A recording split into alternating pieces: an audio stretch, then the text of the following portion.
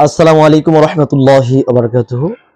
প্রিয় দর্শকবিন্দু, যারা ভিডিওটি প্লে করেছেন অবশ্যই তারা বুঝতে পারছেন আজকে কোন বিষয়ের উপর ভিডিওতে আলোচনা করা হবে।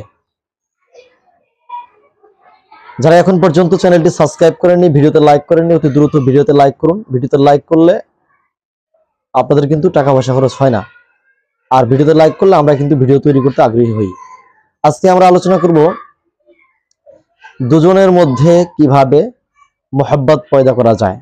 ছেলে কিংবা মেয়ে, শ্বশুর শাশুড়ি কিংবা যে কেউ হোক, তাদের দুজনের মধ্যে মিল মোহাব্বত কিভাবে পয়দা করবেন, তার জন্য আপনি এই তদবিরটি করতে পারেন।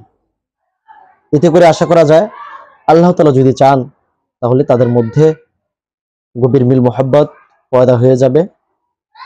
তাদের মধ্যে যে শত্রুতা ছিল বা মন খারাপ ছিল দুপক্ষের, সেটা পর্যায়ক্রমে নষ্ট হয়ে যাবে, আর তাদের মধ্যে ভালোবাসা মিল মোহাব্বত পয়দা হয়ে যাবে।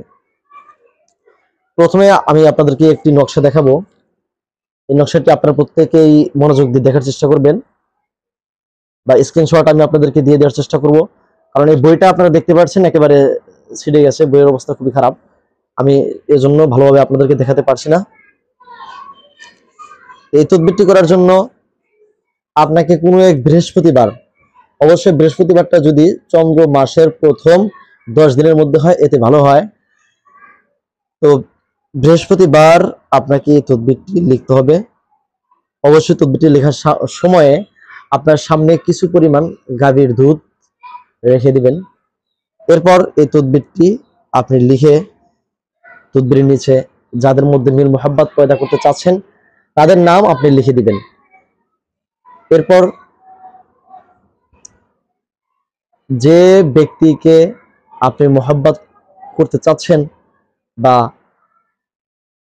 আপনি চাচ্ছেন যে ওই ব্যক্তিটা আপনার সাথে যাতে সুসম্পর্ক তৈরি করে আর যেন খারাপই না করে, তাহলে তার বাড়ির দিকে মুখ করে আপনি এই তদবিরটুকু আগুনে জ্বালিয়ে দেবেন।